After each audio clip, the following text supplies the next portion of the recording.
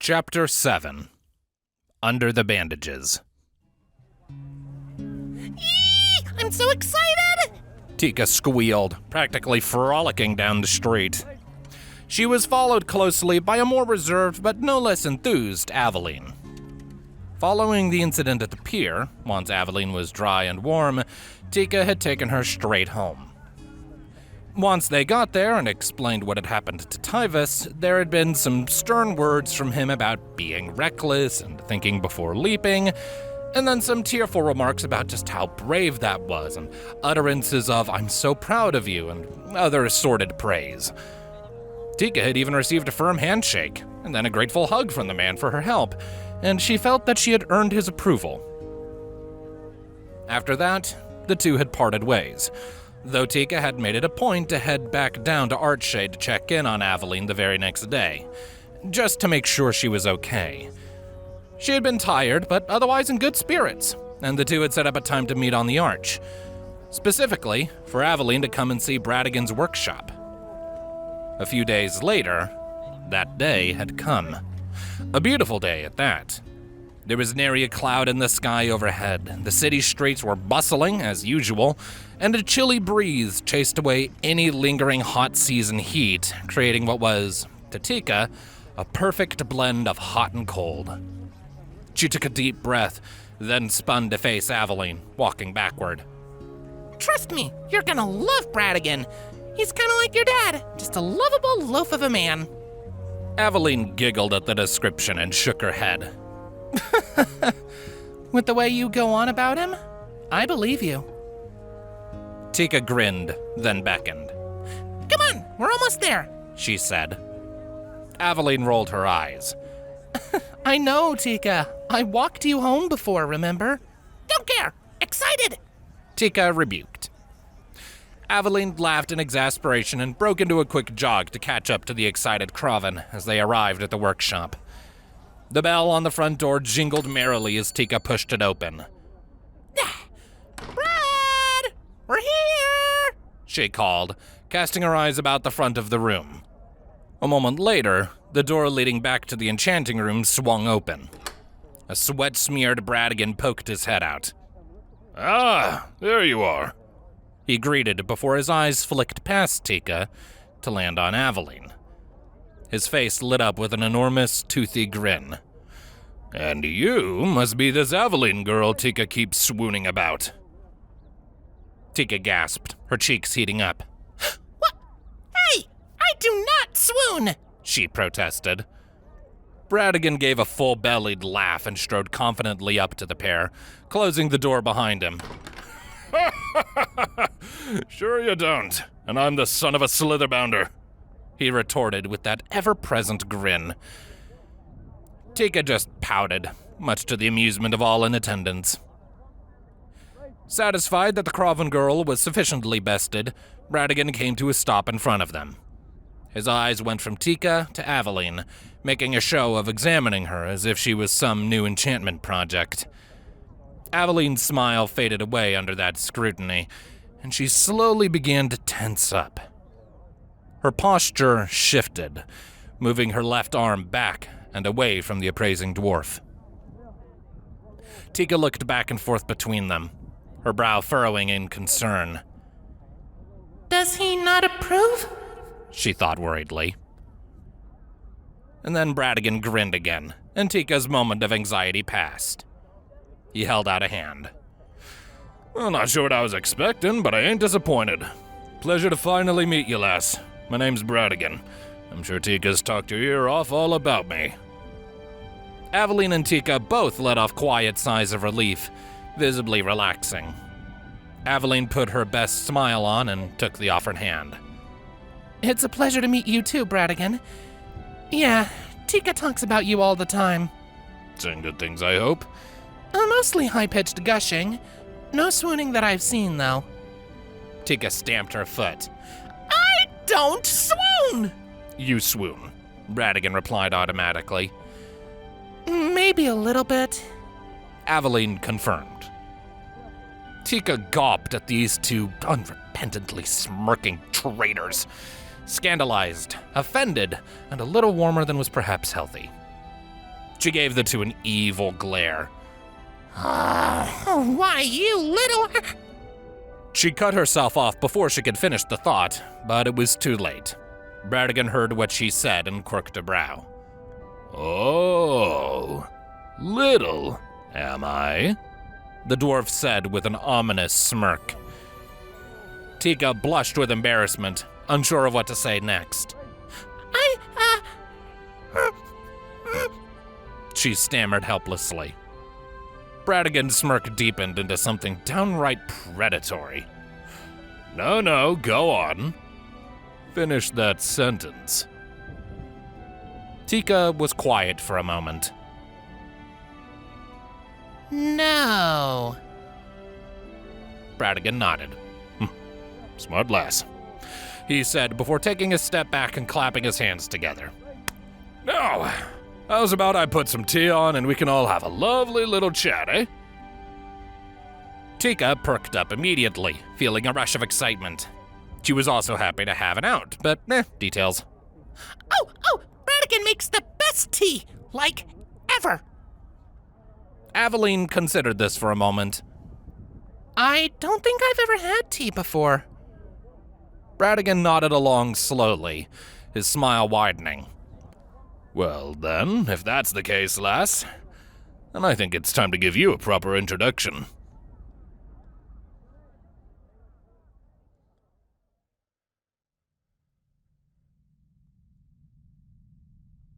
Generally speaking, Tika could be considered a perky, plucky, cheerful, and optimistic sort.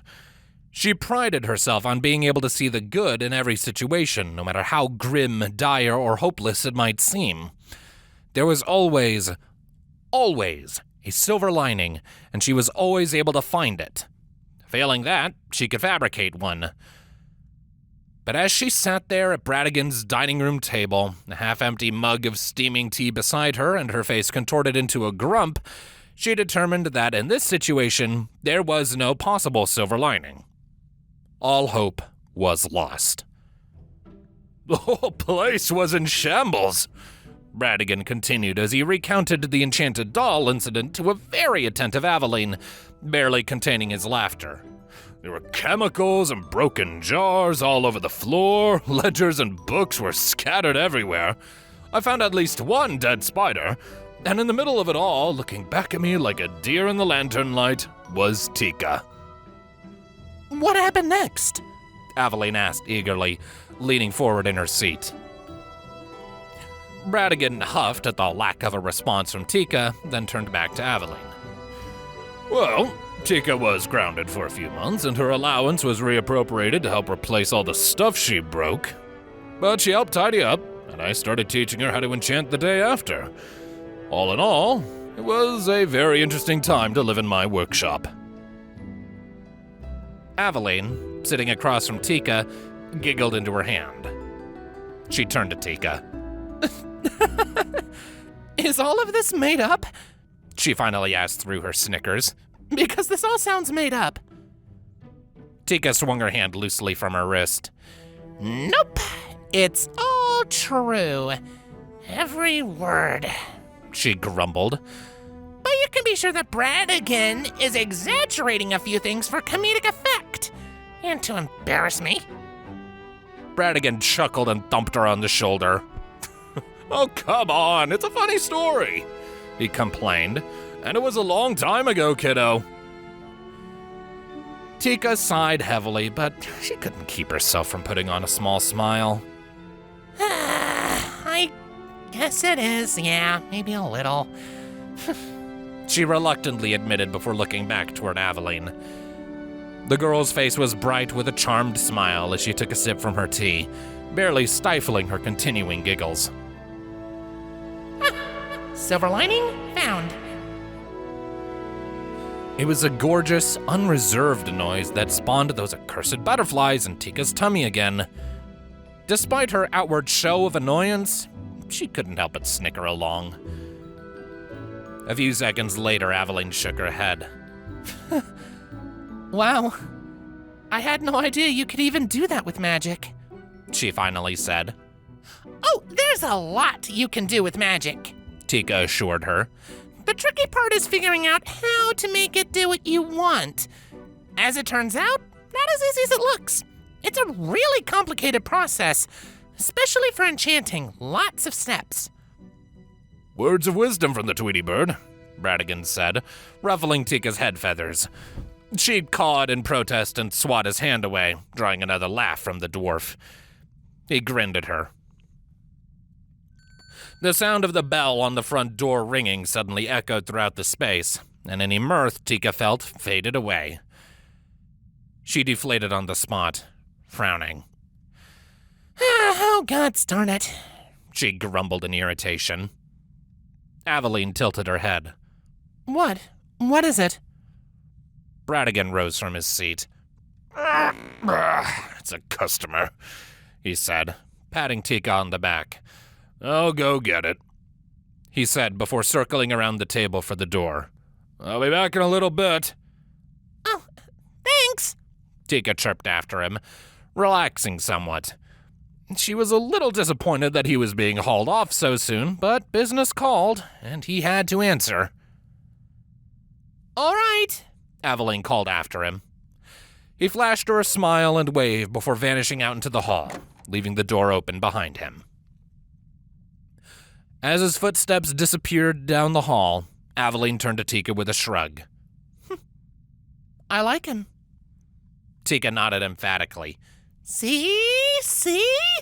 I told you you'd like him. He's the best. Smart, funny, clever. He gives the best hugs. And he's the best enchanter in the city, bar none. Avaline snickered as she finished off her tea. She set the mug off to one side. I thought you were supposed to be the greatest enchantress there ever was. In training.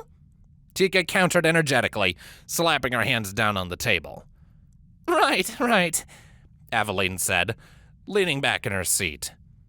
Her smile softened considerably as she met Tika's gaze. Sorry. Apology accepted. Tika nodded sharply, then finished off her own tea. She set the mug aside with a happy sigh, then stood up. Oh, idea! Wanna see the room where the magic happens? Avaline's eyes widened in surprise. What? Huh? She asked. This isn't just where I live, Tika reminded her enthusiastically. This is also where I work. The workshop in the back is where all of the magic happens, quite literally. There's so many cool things we keep back there. Funky chemicals, pastes, lots of ring stones, books, some more books, and just so much cool stuff. Avaline leaned back a little bit, her brow furrowing. She rubbed at her left shoulder and looked away slightly. I don't know, Tika. Are you sure it's okay for me to be back there? I don't work here. Tika waved her hand dismissively. Psh, it's no big deal. I'll be there the whole time to make sure neither of us touches anything we aren't supposed to, she said before leaning forward and putting on the biggest, saddest puppy dog eyes she could. Please? Pretty please? It was strange, the way Avaline looked into Tika's eyes. There was clearly curiosity and interest in her expression, but there was something else, too. Some hidden war waging behind her eyes. Tika blinked and tilted her head in confusion, a quiet trill escaping her. Whatever conflict Avaline was dealing with was decided by that noise. She let out an amused chuckle and shook her head. You're just too cute for your own good. You know that? She asked before standing up. It's totally cheating, but all right. You win. Lead the way. Tika shot up with a whistle of delight, then took Avaline's hand and all but dragged her from the dining room. Yes! Come on, this way! She exclaimed. She led the way swiftly out of the living area and back into the front room. Bradigen was at the counter, talking with another dwarf. He glanced back at them as they entered, tilting his head. Where do you two think you're going? He asked curiously, but there was no hiding the amusement in his face. I'm gonna show Ava the enchanting room. Tika explained, not even slowing her stride. Don't worry, we won't touch anything. Bradigen raised his eyebrows, then nodded. Oh, all right. Just don't stand there too long, though, you hear? I'm gonna be needing that in a minute. Will do! Tika called over her shoulder as she guided a still scrambling Avaline for the workroom in the back. As they were coming up to the reinforced door, Tika came to a sudden stop. She released Avaline's hand and spun around, barring the way. First things first. All right, so a couple of ground rules before we go in. Number 1, don't touch anything. A lot of this stuff is breakable or delicate. Number 2, don't get too close to the jars of liquid. Those are full of acids and chemicals that we sometimes use, and they can hurt your eyes if you don't have protection. Number 3, if I do show you something and let you hold it, please be careful and ask me before you do anything to it. Avaline nodded along with each instruction. All right, I understand.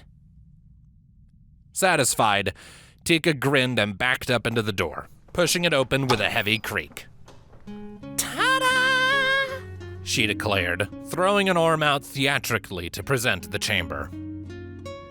Avaline stepped into the open space after her eyes flying wide as she took it all in. Tika grinned, delighted by Avaline's expression. The girl spun in place a few times to make sure she saw everything. Whoa. This is amazing, she murmured quietly. It's cool, huh? Tika commented with a knowing grin. She let the door swing shut and skipped up to Avaline's side, wrapping an arm around her and pointing things out. Okay, so that big table there is what we call the anvil. Really, it's just a big metal table, but it's where the bulk of the work is done. We have to clean it vigorously after every project. Let's see here. Those jars up there in those little cubbies, those are all chemicals, reagents, glues, and other fun stuff. We keep our ring stones under lock and key in those drawers back there, sorted by size. We have a lot of tools in those drawers over there. Everything you can think of for working clay, stone, wood, anything like that. Avaline was quiet, but she nodded along. I had no idea you needed so much space, she mused. I always imagined an enchanting room as being kind of small and claustrophobic, or more messy, like a smithy. Tika shook her head. Maybe some of them, but not Brad's, she declared before her eyes landed on an assortment of tools arranged neatly on the anvil. She grinned and tugged Avaline gently along. Ooh, over here, she said excitedly.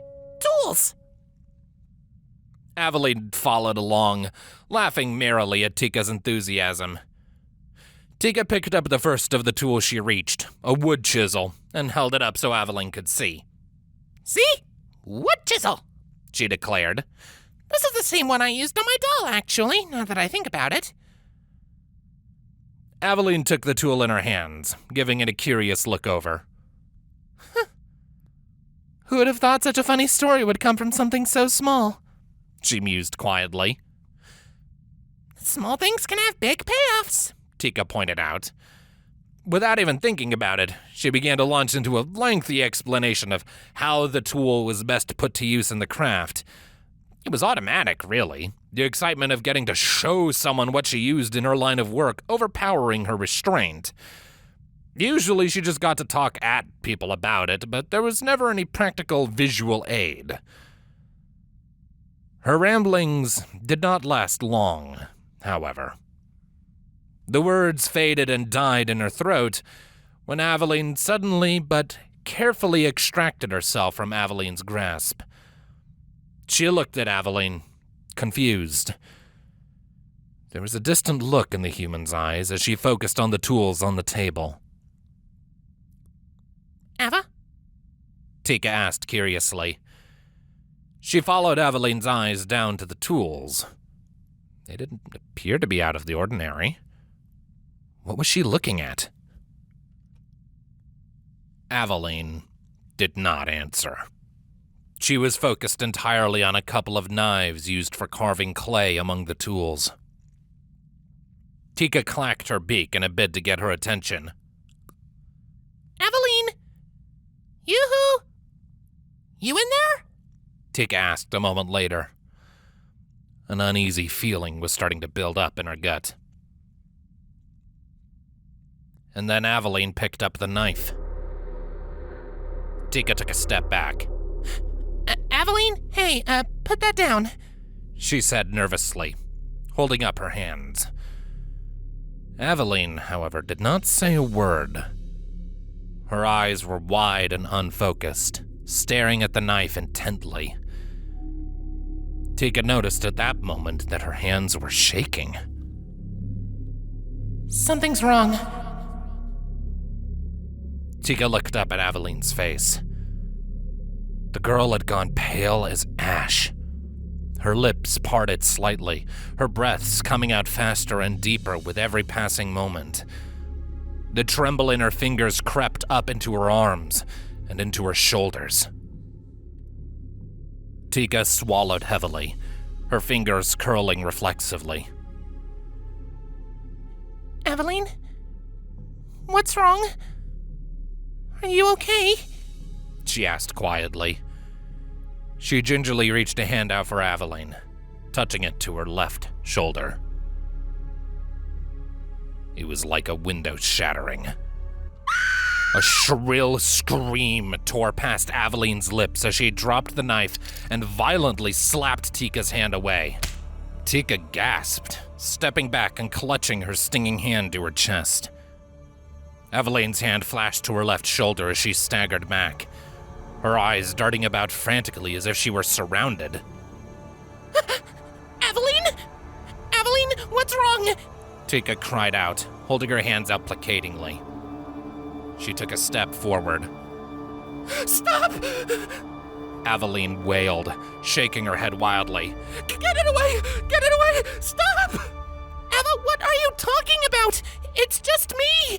Tika cried, well and truly terrified now.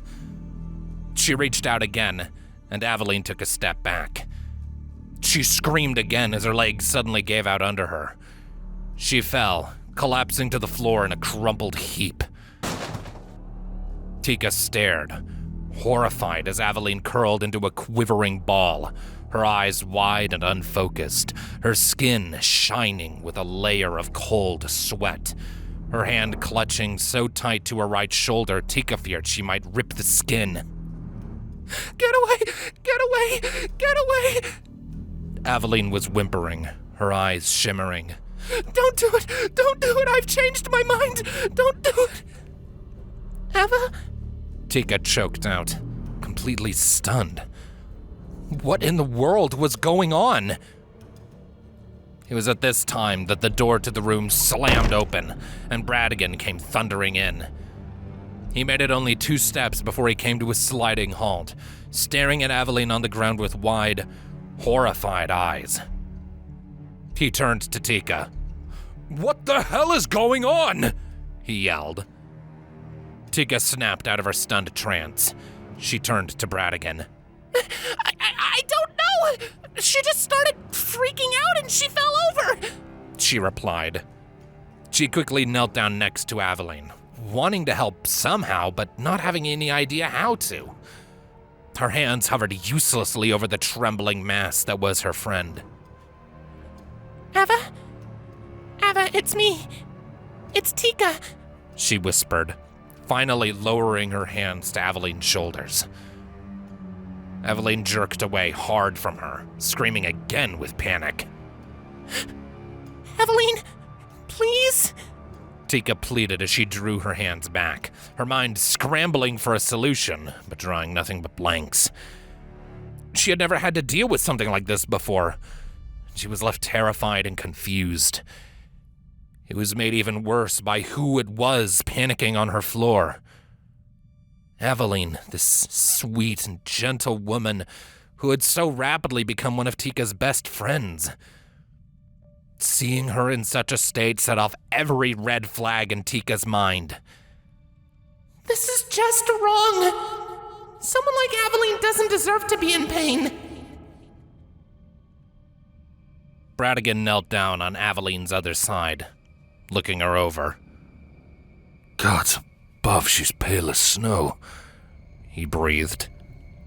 Avaline, can you hear me? Avaline's screams devolved rapidly as she curled into herself even more, her grip on her shoulder tightening. The fabric of the sleeve bunched up, revealing the bandages wrapped around Avaline's left arm just above her elbow, all the way up to her shoulder. Huh? She must have gotten hurt or something, Tika theorized. But why wouldn't she tell me she had an injury? And what hurt her? Bradigen growled. This is getting us nowhere, he muttered under his breath. He reached down and took Avaline's hand in his. Lass, can you hear me? Don't.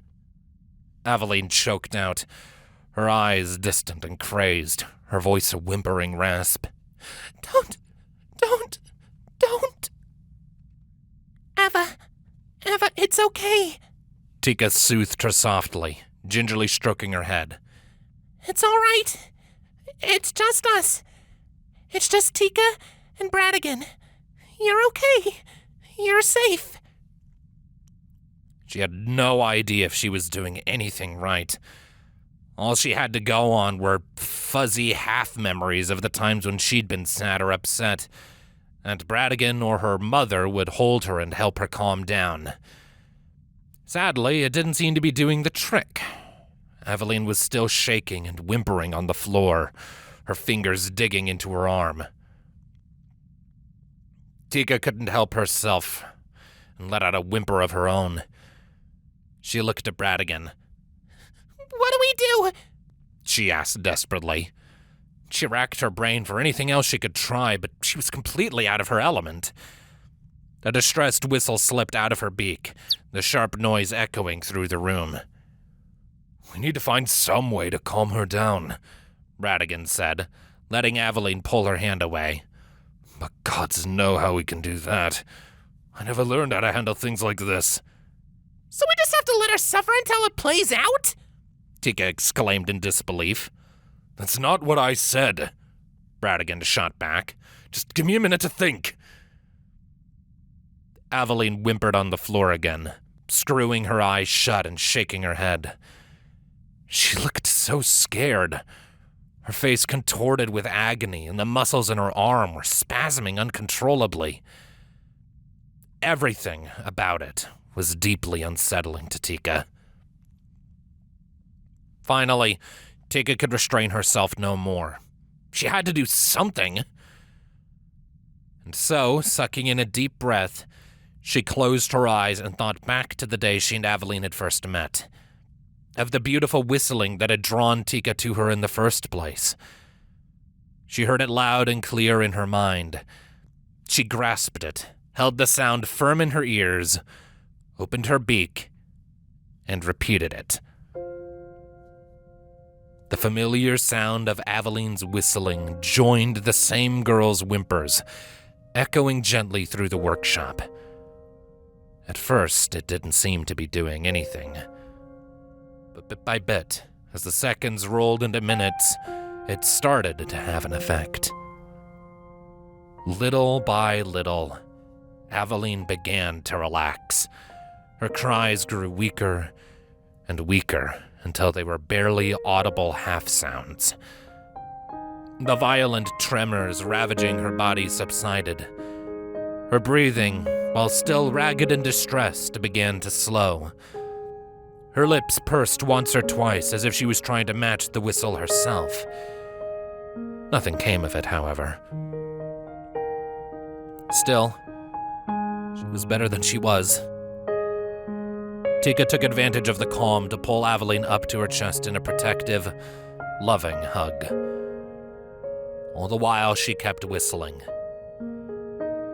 A moment later, Bradigen shuffled forward and added his body and warmth to the embrace, completely sheltering Avaline from the world around her. We got you, kid, Bradigen whispered to her. You're all right. You're safe. Slowly but surely, Avaline's whimpers finally faded into silence. Tika kept whistling, though. She was too scared to stop. Too scared that if she did, Avaline's distress would return. She whistled and she whistled, rocking slowly back and forth with Bradigen in a soothing motion she remembered from her childhood. It felt like forever. But eventually, Tika ran out of whistles to remember. Slowly, reluctantly, she pulled back and looked down at Avaline. Her eyes were closed and her lips slightly parted. Her breaths were slow and steady, the easy rhythm of someone asleep. Whatever had happened to her, it had knocked her out. Bradigen pulled back too. He looked Avaline over, frowning. God. She's out cold, he said softly. He looked up at Tika, frowning. Do you have any idea what caused this? Tika swallowed heavily. She gingerly cradled Avaline's cheek, running her thumb over it to brush away a lingering tear. I don't know, she said softly. She just kind of zoned out when I brought her to the table. She saw our tools and picked up that knife.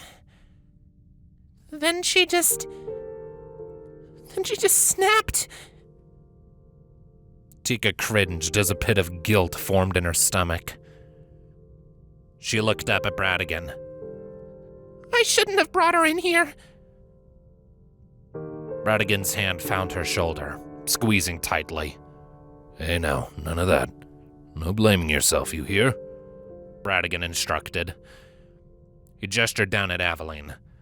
The girl needs help, so let's help her, and worry about the rest once she's taken care of. Right? Tika nodded. All right, she said, although part of her doubted Bradigen's words. A moment later, Bradigen stood up. Get her to a bed, he instructed, pointing for the door. Make sure she's comfortable. I'll go send away the customer, close up, and put some tea on. She'll be needing something soothing when she wakes up. Tika nodded, but did not say a word as Bradigen spun on his heels and jogged out the door. She looked back down at Avaline, her heart twisting with worry. Groaning with effort, she lifted Avaline's limp form, supporting her lower back on the crooks of her knees. Her hollow bones and undertrained muscles protested the act, but she forced herself to grit her proverbial teeth and take Avaline out of the workshop. She barely spared a glance at Bradigen as he finished shooing the customer from earlier out. It didn't take long for Tika to reach her room. With a sigh of relief, she set Avaline down on the bed. She crumpled to her knees at the bedside and dropped her forehead against the sheets. She took a few minutes to breathe and to think, allowing the adrenaline of what just happened to slowly fade from her system, leaving in its wake a powerful feeling of exhaustion. Part of her wanted to just pass out right then and there, but she was far from done. Avaline still needed help, and Tika was not about to excuse herself from doing what she could. She took a few minutes to collect herself, then examined Avaline. The girl was still breathing gently, and her prior meltdown completely ended. She was still pale, though, and a thin sheen of clammy sweat had accumulated on her skin, leaving her unnaturally shiny in the limited light of the room. Her right hand was draped across her belly, while her left arm lay close to her side. Okay. Think, Tika, think. Tika mumbled to herself, trying to work through what she should do. Her eyes settled on Avaline's left arm, and she recalled the bandages she had seen underneath. Curious, she gingerly pulled Avaline's sleeve back to get a better look at the bandages. Tika grimaced. They appeared to be at least a few days old. Tika was by no means an expert on medical practice, but she knew enough to recognize that these bandages needed to be changed if they were going to do their job and keep whatever wounds lay underneath from festering. Luckily, Tika at least knew how to replace a bandage. With a plan of action in mind, Tika quickly retrieved a roll of bandages from a washroom and made for the kitchen.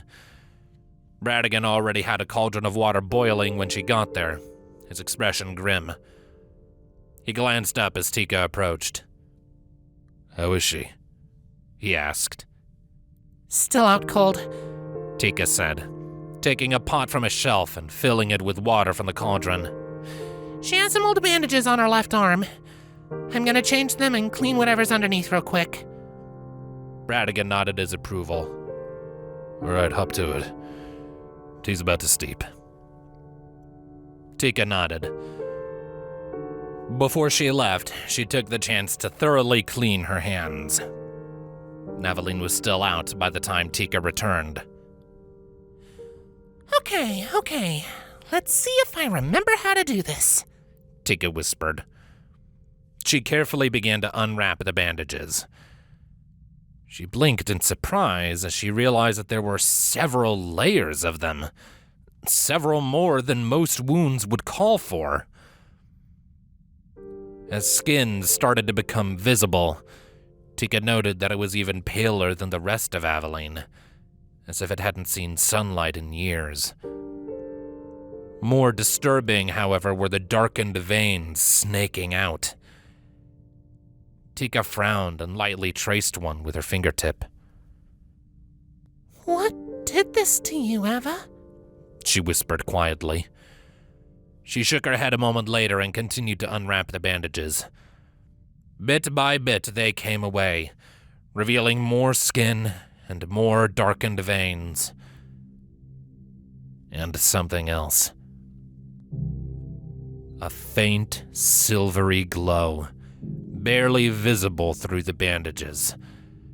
A silvery glow that was very, very familiar to Tika. A horrible feeling blossomed in her stomach. She swallowed hard. She knew that light anywhere.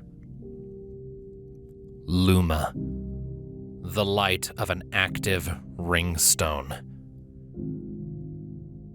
No, she choked. I must be imagining. There's no way. A moment later, she resumed unraveling the bandages until none remained. With every layer she peeled back, she prayed her eyes were playing tricks on her. But the glow persisted, glowing brighter and brighter with every layer she removed. When at last the arm was fully released from its bonds, Tika leaned back. The blood fled her face, and her heart felt as if it had stopped in her chest. A creeping numbness filtered into her legs, while her stomach churned with disgust. She shook her head with a stiff, aching neck. 3 lines of painfully familiar runes had been precisely carved into Avaline's shoulder, each one filled in and sealed with softly glowing ringstone dust. The edges of the runes were red, swollen, and puffy, and Tika knew that even if the runes were undone, the arm would never fully heal. Tika shook her head again. Ava. No. Not you. Please, not you. Anyone but you. But there was no denying it. It was no hallucination. Avaline's flesh had been enchanted.